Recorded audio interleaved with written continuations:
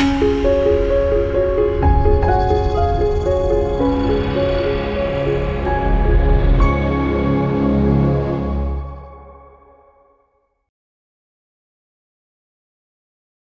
మాత్రం. నేను మీ journalist Navata. Welcome to R voice.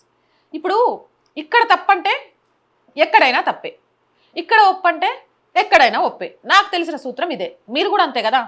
ఒక విషయాన్ని ఒక దగ్గర తప్పు అని మనం చెప్తున్నామంటే అదే విషయాన్ని ఇంకో దగ్గర కూడా తప్పని చెప్పాలి కదా. కానీ ఒక్కో రాష్ట్రానికి ఒక్కో న్యాయం ఏంటి?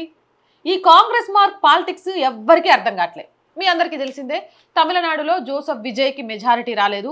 ప్రభుత్వాన్ని ఏర్పాటు చేయాలంటే కాంగ్రెస్ మద్దతు అవసరం పడింది. సరే, కాంగ్రెస్ మద్దతు అవసరం పడింది కదా అని మొన్న ఇండి కూటమి సమావేశాలు జరిగినప్పుడు జోసెఫ్ విజయ్ వెళ్ళాడా అంటే వెళ్ళలేదు. కానీ ఇప్పుడు కాంగ్రెస్ మద్దతుతో ఏర్పడిన జోసెఫ్ విజయ్ ప్రభుత్వం మీద మేకెదాటు డ్యాంకు సంబంధించి వ్యతిరేకంగా అసెంబ్లీలో ఒక తీర్మానాన్ని ఆమోదించింది కాంగ్రెస్. దగ్గరుండి చేయించింది.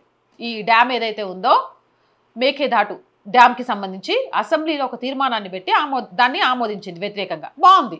ఎందుకంటే వాళ్ళు చెప్తుంది ఏంటి అంటే ఆ డ్యామ్ వల్ల తమిళనాడుకు నష్టం ఉంటుంది, అది ఇది అని చాలా చెప్తుంటారు. దీనికి సంబంధించి ఆయన నేరుగా రాహుల్ గాంధీని ఒక ప్రశ్న అడగాలి.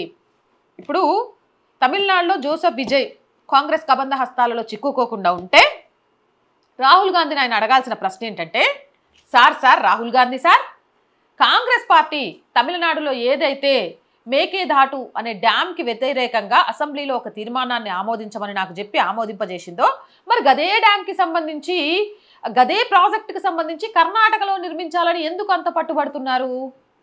తమిళనాడులో ఈ డ్యామ్ నిర్మాణాన్ని ఎలాగైనా సరే ఆపాలని ఇక్కడ కాంగ్రెస్ చెప్తుంటే, కర్ణాటకలో ఈ డ్యామ్ని ఖచ్చితంగా కట్టి తీరాలని అక్కడ కాంగ్రెస్ వాదించడం ఏంది అని రాహుల్ గాంధీని అడగాల.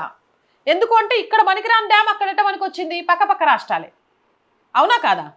అంటే కాంగ్రెస్ వాళ్ళకు క్లారిటీ లేదా? లేకపోతే తాము మద్దతు తెలిపిన ప్రభుత్వాల విషయంలో మా కంట్రోల్లో ఉన్నాయని ప్రూవ్ చేసుకోవడం కోసమా? లేకపోతే వాళ్ళ అధికారంలో ఉన్న రాష్ట్రంలో ప్రజలకు మేలు చేస్తారు, మిగిలిన వాళ్ళు చెయ్యరు అని చూపించే ప్రయత్నమా?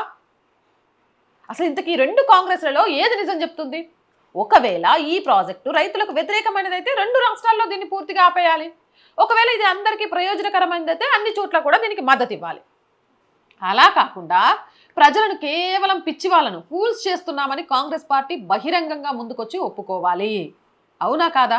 మీరేమంటారు? మీ అభిప్రాయం ఏంటి? కామెంట్ చేయండి. జై హింద్, జై భారత్. అండ్ మోర్ వీడియోస్ కోసం our group of channels, our voice, our political, our సంస్కృతి ఛానల్స్ని వెంటనే సబ్స్క్రైబ్ చేయండి. కంటెంట్ బాగుంది అనిపిస్తే లైక్ చేయండి, షేర్ చేయండి, మీ అభిప్రాయాన్ని కామెంట్ చేయండి. అండ్ ఆర్థికంగా ఆర్ వాయిస్కి మీ అందరి చేయుత చాలా అవసరం. ఆర్థికంగా సపోర్ట్ చేయాలంటే స్క్రీన్ మీద గూగుల్ పే, ఫోన్పేతో పాటు అకౌంట్ డీటెయిల్స్ ఇచ్చాను. మీకు తోచిన సహాయాన్ని అందించండి. జై హింద్, జై భారత్.